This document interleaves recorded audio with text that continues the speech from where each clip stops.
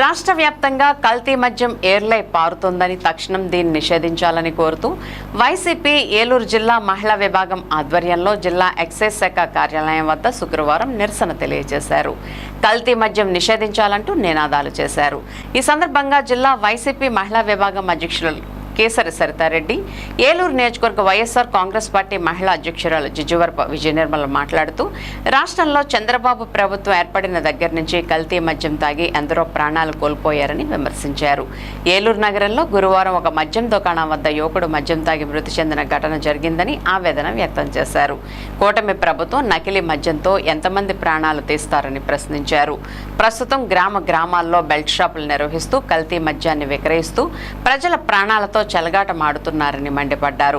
ప్రభుత్వం ఎప్పటికైనా కల్తీ మద్యాన్ని నిరోధించి ప్రజల ప్రాణాలను రక్షించాలని ప్రభుత్వానికి విజ్ఞప్తి చేశారు. ఈ కార్యక్రమంలో వైఎస్ఆర్సీపీ జిల్లా మహిళా ప్రజా ప్రతినిధులు, ఎక్సైజ్ అధికారులకు వినతిపత్రం అందజేశారు.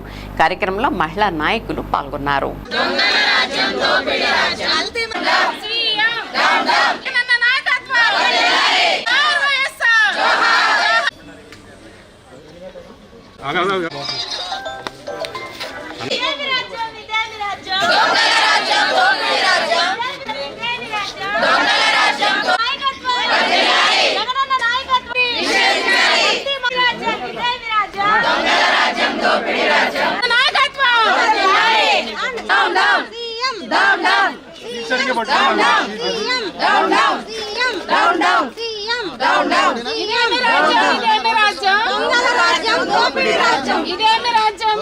మాజీ ముఖ్యమంత్రి వర్యులు వైఎస్ఆర్సీపీ పార్టీ అధ్యక్షులైనటువంటి జగన్మోహన్ రెడ్డి గారి ఆదేశాల మేరకు, మా వరద కళ్యాణి గారి ఆదేశాల మేరకు ఈరోజు మేము మహిళలంతా కల్తీ మద్యం మీద మేము ఈ నిరసన కార్యక్రమం తెలియజేయడం జరుగుతుంది. కల్తీ మద్యం తాగి ఎందరో ప్రాణాలు కోల్పోతున్నారు. మొన్న అన్నమయ్య జిల్లాలో ములగల చెరువు దగ్గర కల్తీ మద్యం డంప్స్ చాలా దొరికాయి. వారిని అందరినీ అరెస్ట్ చేసి తగిన కఠినమైన చర్యలు తీసుకోవాలని మేము కూటమి ప్రభుత్వాన్ని కోరుతున్నాము. ఇదంతా కూటమి ప్రభుత్వం నాయకులే ఇలాంటి ఫ్యాక్టరీలను పెట్టి ప్రైవేటు దుకాణాల ద్వారా ప్రజలకు అమ్మిస్తున్నారు. ఇవన్నీ తాగి మహిళలందరూ బయటికి వెళ్ళిన మనిషి ఇంటికి వస్తాడా లేదా, ప్రాణాలతో వస్తాడా లేదా అని భయపడుతున్నారు. ఎందుకంటే వైన్ షాపుల దగ్గరే పర్మిట్ రూమ్స్ అని కూడా పర్మిషన్స్ ఇచ్చారు. సంపద సృష్టిస్తామంటూ చంద్రబాబు నాయుడు గారు చెప్తే అందరూ నమ్మి ఓట్లేసినందుకు వారికి సంపద సృష్టించడం కాదు, ప్రజల ప్రాణాలనే దోచేస్తున్నారని మహిళలందరికీ ఇప్పుడే అర్థమైపోతాం.